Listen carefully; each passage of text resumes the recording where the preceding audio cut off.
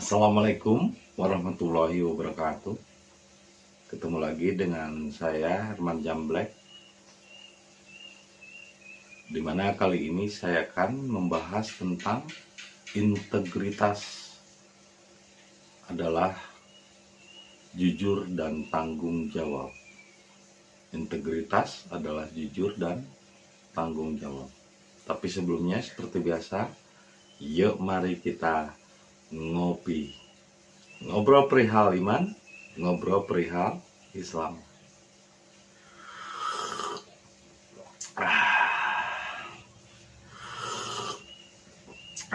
Nikmatnya kopi di pagi hari ini.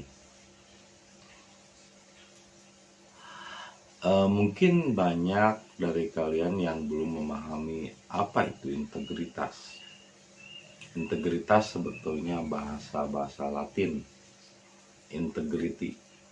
Dari kata integrity yang artinya orang yang memiliki ketegasan dalam sikap, berani jujur dan bertanggung jawab. Nah, karakter seperti ini ya harus dibiasakan dan kita harus melatihnya di dalam keseharian kita. Sehingga di dalam hakikat saya selalu mengatakan hakikat bukanlah sesuatu yang bisa dipelajari, karena itu bukan ilmu pelajaran, tapi itu adalah ilmu pelatihan. Sama seperti halnya kejujuran, itu tidak bisa dipelajari. Anda ingin mempelajari bagaimana jujur itu, nggak bisa, nggak ada sekolahnya. Itu sesuatu tindakan yang harus Anda latih, bukan Anda pelajari. Sama seperti ketuhanan, memang bisa dipelajari, nggak bisa. Itu sesuatu yang harus Anda lakukan dan harus Anda latih. Makanya saya selalu mengatakan latihan kejiwaan. Nah, integritas salah satu sikap yang harus dilatih, yang harus dibiasakan, yaitu memiliki sikap yang tegas, memiliki pribadi yang memiliki prinsip yang kuat. Jadi dia tidak tergoyahkan, tidak suka ikut-ikutan apa kata orang lain. Kata orang lain begitu ya dia nggak mau ngikutin. Dia menjadi dirinya sendiri. Itulah integritas. Dan orang-orang yang memiliki sifat seperti itu, yang tegas itu jelas bukan sehari dua hari. Karakter itu bisa dibentuk, tapi itu melalui suatu proses yang sangat panjang. Itu melalui suatu perjuangan yang sangat berat. Bahkan jujur saja di zaman sekarang, itu merupakan barang langka. Karena kebanyakan orang berbicara ketuhanan pun masih bohong. Banyak orang yang berbohong saat berbicara ketuhanan. Kebanyakan orang berbicara hakikat makrifat, tapi berbicara sesuatu yang dipelajari oleh pikirannya. Istilah-istilah yang dipelajari ini, itulah. Sekolah di sana, sekolah di situ. Padahal yang namanya hakikat makrifat bukan sesuatu yang dipelajari. Karena itu bukan pelajaran, tapi perbuatan dan pelatihan. Jadi kalau misalnya Anda mempelajari Islam dengan membaca sejarah, melihat, mendengar dari kata orang, maka Anda belum memiliki integritas. Integritas itu adalah sesuatu di mana dia meyakini sesuatu, memiliki sikap yang tegas terhadap sesuatu, itu bukan karena orang lain, bukan karena kata orang lain, tapi dia memiliki sikap sendiri. Jadi integritas adalah orang yang memiliki sikap, yang mampu menentukan sikapnya sendiri. Sebetulnya kalau bahasa Arab mungkin lebih tepatnya integritas itu adalah sidik, tabligh, amanah, patonah. Jadi integritas itu adalah sidik, tabligh, amanah, patonah. Disatukan menjadi bahasanya adalah integritas. Karena orang-orang yang memiliki sifat sidik, tabligh, dan amanah pada endingnya dia akan memiliki sikap yang tegas, bukan keras. Terkadang tegas pun diartikan keras bagi orang-orang yang lemah mentalnya, lemah jiwanya. Jadi ketika orang-orang tegas mengatakan nggak boleh begitu, nggak boleh menyeberang jembatan, tapi orang-orang yang masih mengikuti kata hati dan kata pikiran, ketika ada orang yang tidak sesuai dengan pikiran dan hatinya, dianggap keras, dianggap anarkis. Padahal bukan anarkis, bukan keras, tapi tegas. Tegas tidak selalu harus keras. Kadang dengan kata-kata yang lembut orang bisa tersinggung juga kalau misalnya hati dan pikirannya memang sakit. Tapi kalau hati dan pikirannya sehat, ketegasan bukan berarti lembek juga, tapi juga memiliki sikap di mana dia bisa mengambil arah dalam hidupnya, menentukan sikap hidupnya.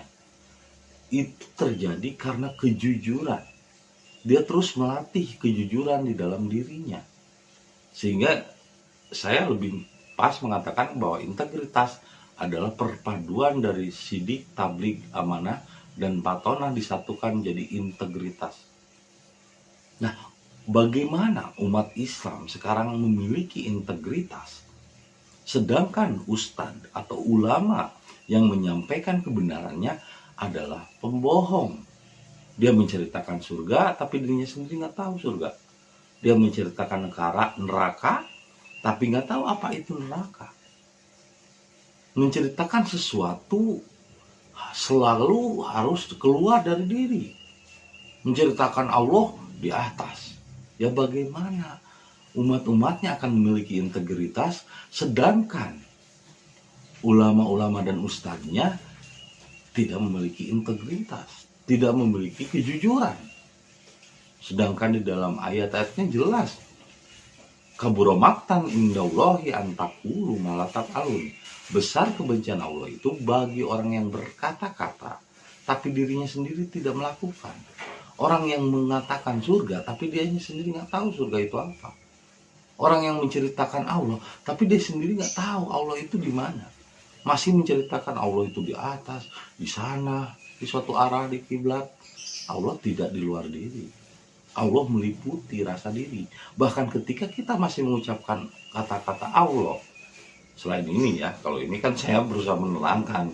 Saya sendiri sebetulnya nggak pernah membicarakan Tuhan dan membicarakan Allah, kecuali memang hal-hal yang dibutuhkan untuk menerangkan agar pikiran kalian connect. Karena Allah itu sendiri sebetulnya adalah jiwa kita sendiri. Jadi ketika masih membicarakan Allah, berarti dia tidak kenal dengan Allah itu sendiri. Karena sebetulnya dirinya sendiri, man arafa nafsahu faqad arafa rabbahu. Barang siapa mengenal dirinya, maka dia akan mengenal siapa Tuhannya.